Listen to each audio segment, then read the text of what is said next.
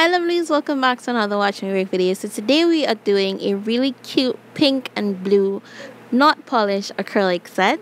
So here I already prepped my client's nails, primed and all the good stuff. So if you guys are interested, you know what to do. The card is on your screen and the link is always in my description box.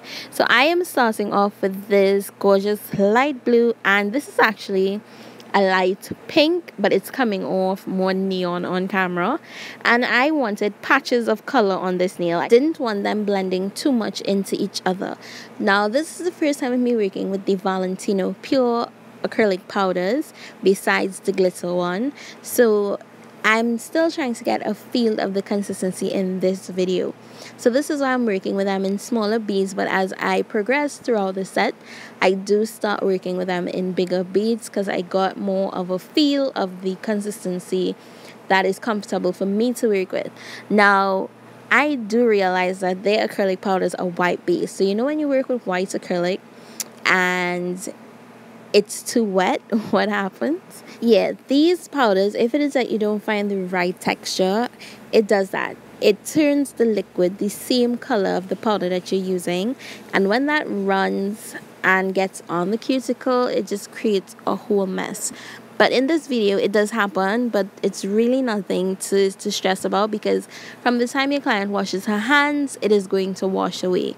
That's granted, it's not acrylic. If it's just a little liquid that's just discolored, it's easy to wash off, or you can even take some alcohol on your cleaner brush and just go ahead and remove that, which is actually my preferred method before I encapsulate. So as you guys can see, I'm just putting the pink and the blue, I'm interchanging and making sure the colors are where I want it and very appealing to the eye, and that it actually looks good. And then I'm going to go in with these shreds. Now this is also one of the Valentino, I think this is from their Rockstar collection if I'm not mistaken. And if you guys are interested in these 3 acrylic powders that I'm using today, I will list it in my description box below, and I'm just going to run that at a diagonal across the nail.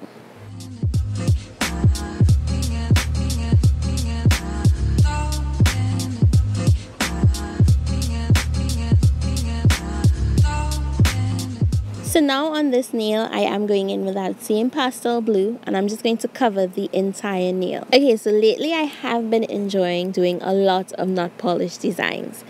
I usually work with gel polish, but I don't know, it's so much easier to do a full acrylic design because it's just to like add a design on top of it, or just add some rhinestones, or sometimes just add top coat and that's it, you know. But the thing about it is, as I'm now getting into the working with acrylics fully, the cuticle area I find is harder for me than working with my clear acrylic, because I don't like to see that line between the colored acrylic and the skin.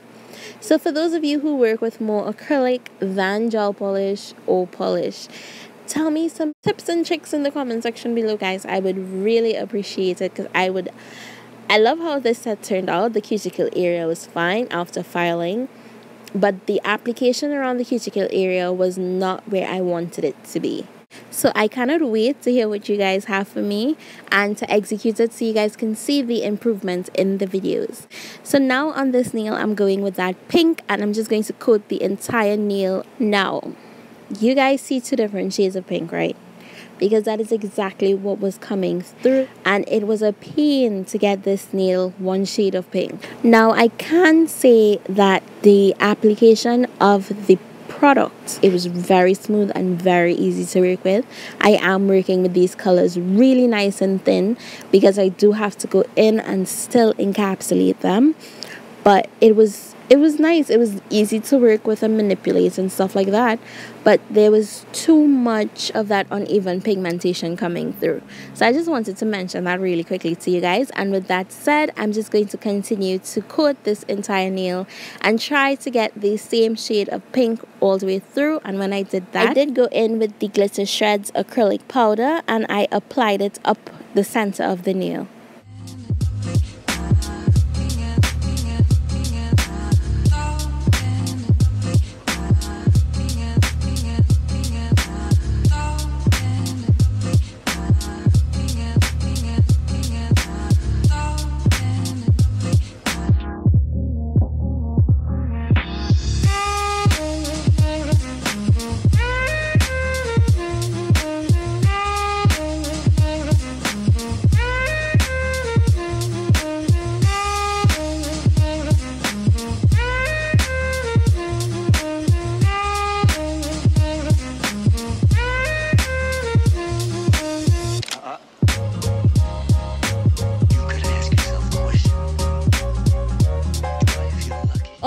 to do on this nail is a French. So I'm starting off with my nude acrylic powder to create my smile line. And I'm going in and making sure that I get the proper smile line with this bead. Pressing it out from side to side and making sure that it blends back into the cuticle area so that there are no harsh lines when I apply my second bead of acrylic. Now I am going to file this to redefine the shape of my smile line, but I just want to make sure that it's as close to what I want it to look like so that I don't have much filing to do. And now I'm going in with that second bead of my acrylic to the cuticle area.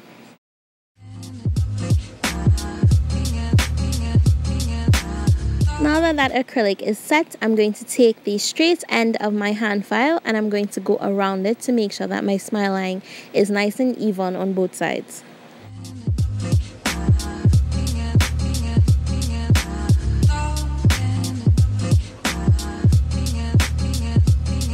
So now I'm going to go ahead and cleanse that nail with my alcohol and my dust brush, and taking the same pink and blue that I used throughout this set, and I'm going to create the same patch effect on this nail. When I was happy with the way that the two colors looked, I did go over the center of this nail with those glitter shreds.